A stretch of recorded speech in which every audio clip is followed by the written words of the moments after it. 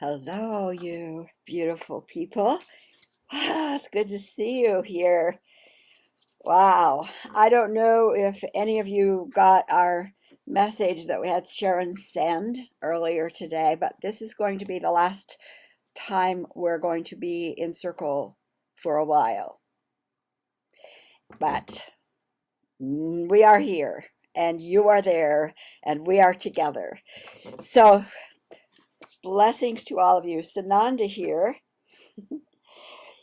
And I just have to tell you, as usual, Sharon's going like, you know what you're going to say? I don't know what you're going to say. I mean, she's over there just like stewing in the stew. And I tell you that because I think you may relate to being able to trust that inner voice that sometimes you hear that go like, do you know what you're talking about? Who are you? I don't, am I making this up? And no, you're connected. We know you. So here we are. What is going on in your world? Rocking and rolling. And it is shaking so many people to the core because they do not know what to do, how to do, and you do. You do. You all understand the bigger picture of remodeling this world according to what you are holding. And those of you who know how you hold the blueprint and everything rearranges and rearranges. And there are so many in the world who don't even know that they have the opportunity or the responsibility to hold a blueprint even for themselves, let alone their relationship and their family. And so they're shaken in ways that you aren't. So we just want to again affirm to you that you are blueprint holders and vision seers, and we're working together as a team. There is a lot going on in the unseen worlds, as always, but more so right now because of the opportunities that you guys have called into place. And I'm speaking of you in this group as maybe the tip of the iceberg of many others who understand they are blueprint creators too. So it's not like you're somehow unique and alone. There's a network who understand that they have opportunity and authority to write the blueprint for the next phase of Earth life. So here you've visioned, you've healed, you've called for, and we are in a really major time of dismantling and restoring and building new. So therefore, we're taking Sharon offline of a lot of the outward expressions of her specific experiential wisdom. And we mention that because she isn't unique in that either.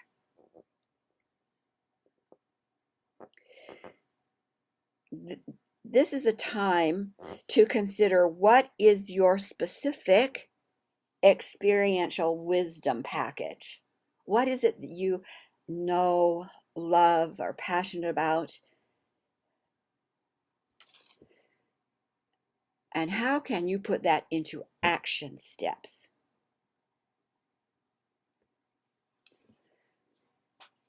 I'll use Sharon as an example because you know her work, and you know her has always been about teaching, and sharing the galactic landscape and the application of the information she got from us about that galactic landscape. That's her unique experiential wisdom and passion, and she has been sharing that those ideas, those wisdoms, those concepts in a lot of ways, as you know. So what we are asking her to do for a time is to not worry about sharing,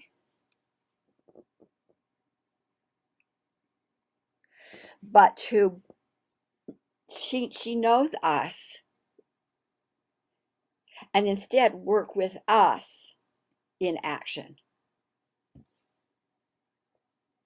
Those who have already shared information back and forth with her have got it. She's got what they know. But we have a lot of blueprints, if you will, ready to be anchored on the planet and activated energetically right now. And that's what we are calling her to do, to be part of that, holding the bigger concept of the plans, helping to activate them, heal anything that's in the way of them. So do the similar things to what she might do for a person, but we're doing it inwardly for humanity and of course Gaia. So if you think about that in relationship to your specific passion,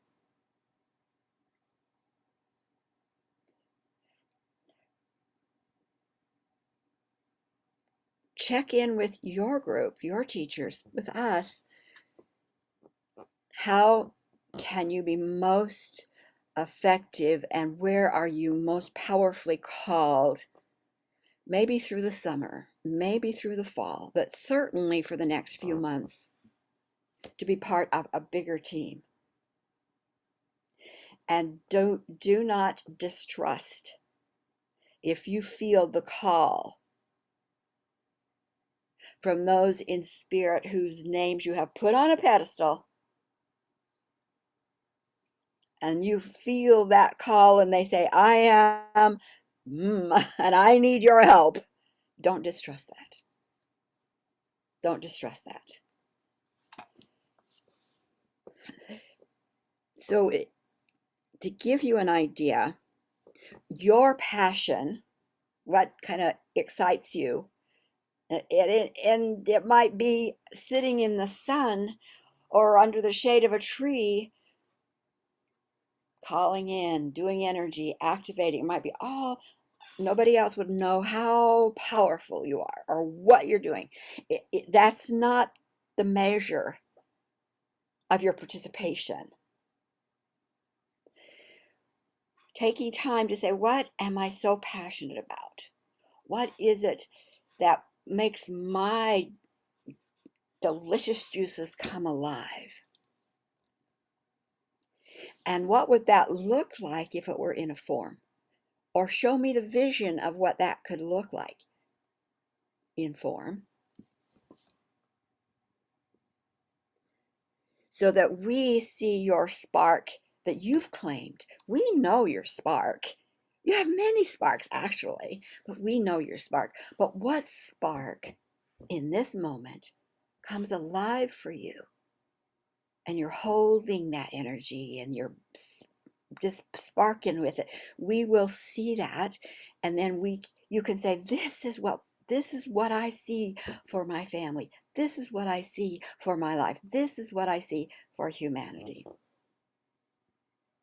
And then we can direct you to the correct team with that particular plan. It's in place. It's already there. The things that have been in the way of the visions that the divine families initially had.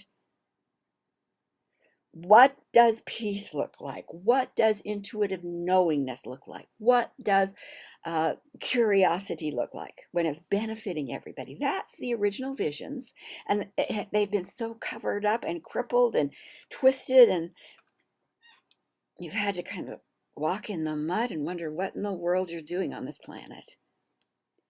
But so much has been cleared and cleared and cleared that the immensity of those original agendas are alive and well.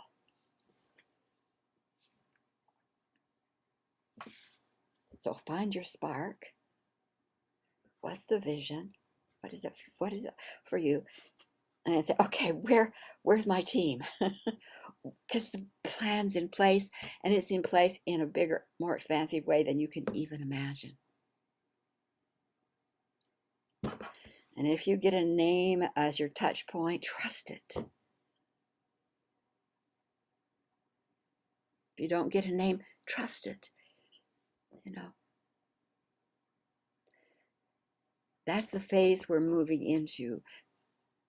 Action steps, and you're the one who will participate in the way that is most juicy for you.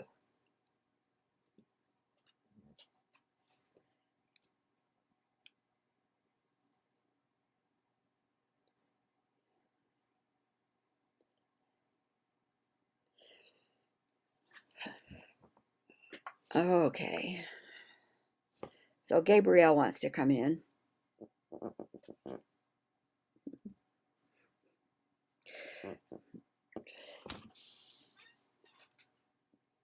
There's been a lot of talk in the last few weeks about that expansive cluster called Laniakea, in which your Milky Way sits. The immensity is beyond anything that we could even say to you. You know, like here I am, Gabriel. I'm vibrationally steps below the totality also, because I can bring information in. So can you even comprehend what that experience is in that Laniakea landscape? Laniakea is a landscape that you could see. It's not an imagination. It's not an imaginary place. It is documented. And how much documentation do we like here on the physical plane? But it can give you a sense of source, of home, in its expansiveness and of its inclusiveness of you. You're not out there floating in a place all by yourself. You are moving. You are moving within your system, within the solar system, within the Earth system, within the Milky Way system. There's a rhythm, there's a movement, there's an aliveness, there's intelligence. And the only way you maybe could get a taste of it is just going into the stillness and asking to get a sense of it.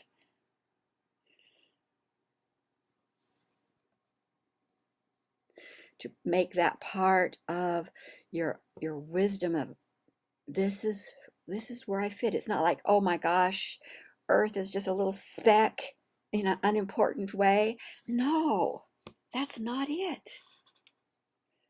Earth and then you are an alive, intelligent, creative flow and form within all of it. All of it.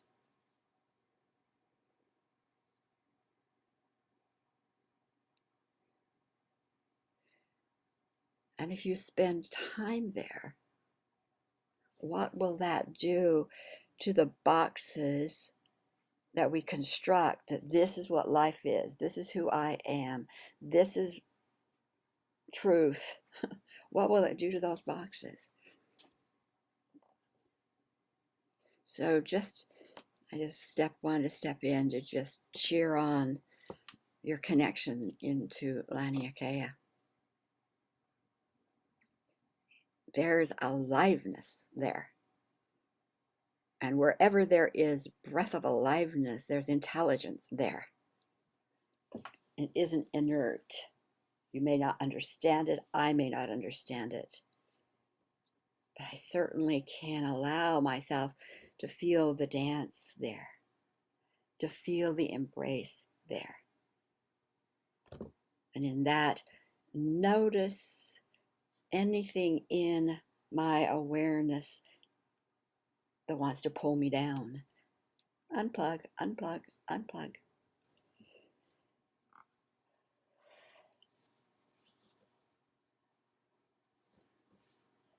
Which then brings us back to Gaia.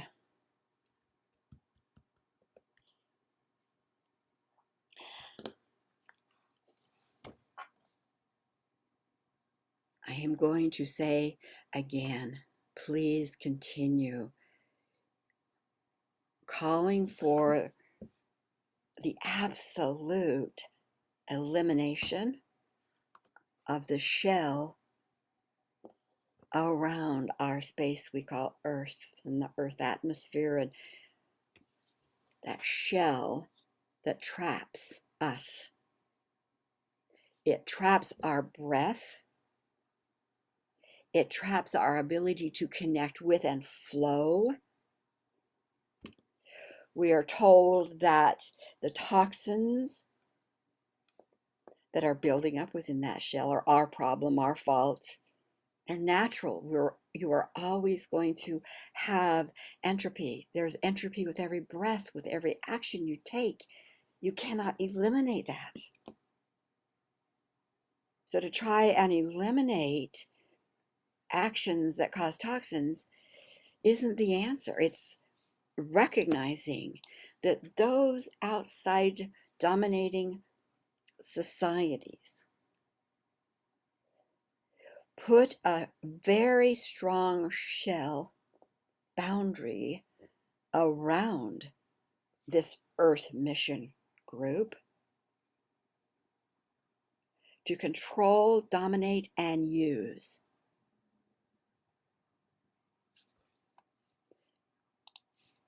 Continue to work to say to the team that's in process, what do you need from me today? I am breathing fully.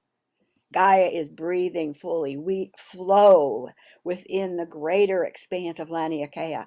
Whatever declaration you declare, law is ask, so that we can do it. Not that I'm saying we, I mean the greater teams in the unseen can do it. And get rid of that shell. We're making progress.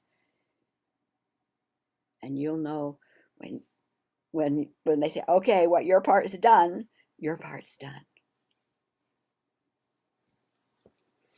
There is so much control in your world, in the world of humanity, which then is my world, because you're here. I invited you here. There is so much control, mind fog, mind domination. That's what that don't buy it. I don't think you do. I don't think you do. But eliminating that broadcasting is also really important. There's so much that this group can do and does, because you understand a bigger picture, that you don't get crippled. Not that you don't get saddened, because you do. When 21 individuals are shot dead in a school,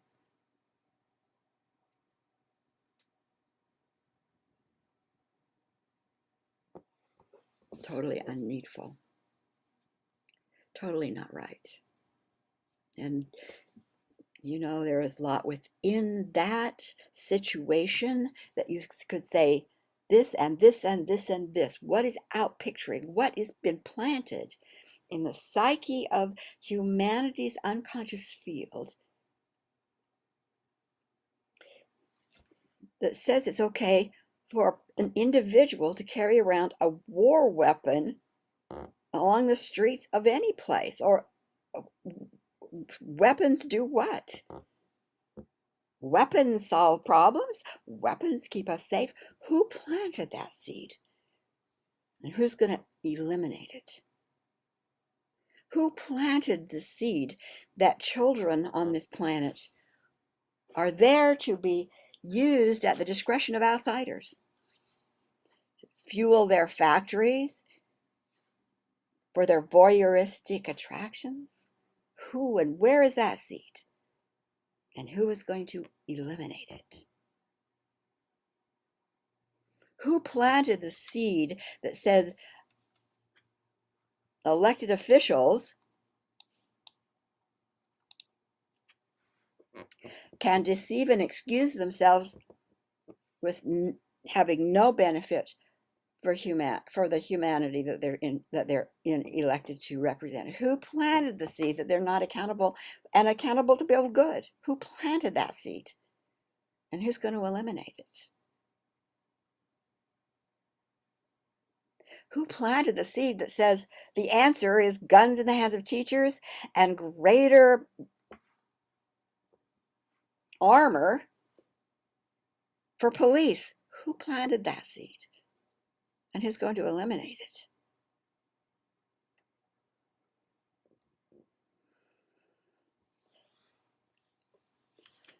You know, fortunately, you all have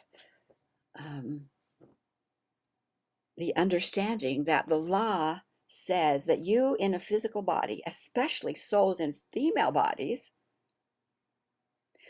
have the authority, an innate authority, to speak to those in the unseen world and be heard, and your declarations to be acted on.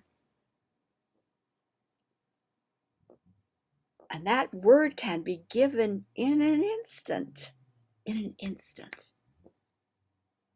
it can be empowered and strengthened if you sit with it for 17 seconds a day or 30 minutes a day.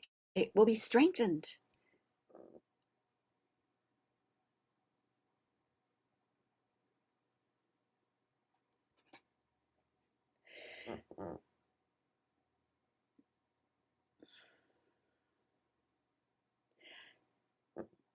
We're moving over to Sophia.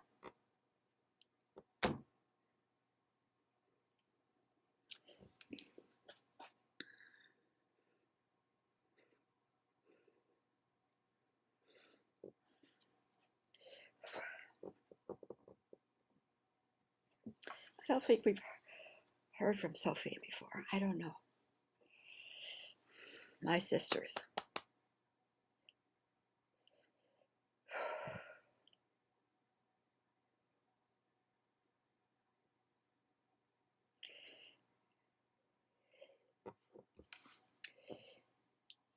If you look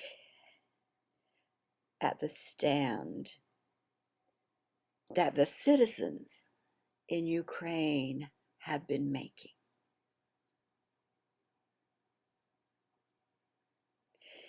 their commitment from day one, and I'm just talking about the latest invasion, their commitment from day one is this is our land. This is ours. This is where we've lived and loved and had our families, and we've grown crops, and this is our land. And their stand was like, no, not yours. Not yours. And we will not bend in the face of this supposedly big country that planned that they could, take that land in a day or two or three. They didn't stop saying, no, not ours. Not yours, it's ours. And there is that element within the human consciousness. Yes, there is distress, and yes, is there's fear, and yes, there's the confusion. All of that, absolutely. But also what we're seeing is that rising up of Enough is enough is enough and is enough. What can you do to feed it? What can you do? Because you know the truth of it. What can you do to feed that network? What were the countries, what were the individuals in Ukraine? Ukraine's a pretty good model, except we don't want to have to do bombings and encourage war. But those citizens stood up, the leaders stood up, First Lady stood up, and they didn't say, we're going to run away and take all the money with us. That's happened in other countries. The leaders like, let's take the bank account and we're out of here. Too bad, citizens. That didn't happen in Ukraine. We're standing and it's ours. And those around the world who felt that call of, no, you're not taking it, began to find ways to come with their training to contribute to up the forces of the army, to bring food, to create pathways. There was a swelling up of coming together with those who had the skills to help with that stand. And there is an energy that is there rising within humanity. And it's not just women, but I'm speaking to you because it's first our assignment, that says no. Backbone, no. Some of those voices don't even know that there are so many others in the energy network they're a part of. You do. Let's feed that. Those women in spirit who are with me, who are holding their female identity for that very purpose.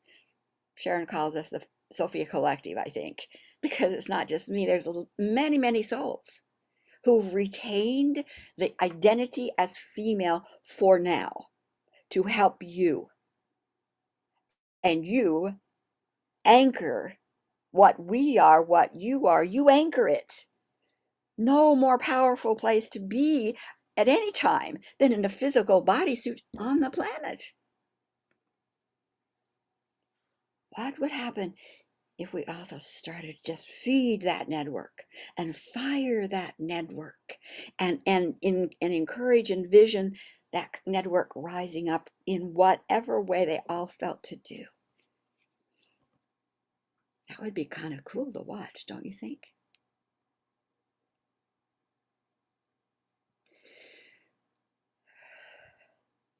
So that's why we're going to stop the Sundays right now. Not because we don't love being with you, and not that we don't get something from you, and I'm hoping you get something from us.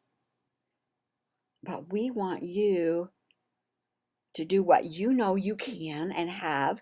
Where in that team are you going to be connecting so that when we come together again, and we will, it might be like, report in. Deborah, what about your team? What are they saying? Emma, your team, what are they doing? Nancy, your team, what are they doing? Arlie and Sharon. It might be a report in type of meeting. Who knows? Because there's so many plans out here and they need anchored. Activate. And you know how to do it. So turning it back to Sananda, because he's Sharon's touch point, and he usually opens, closes. We're getting close to time to close. So thank you all for being here. It's going to be, you want instant. So many of you want instant. We want instant too. And there's something that happens with somebody whose foot is still in the mud and it's their job to pull that foot out.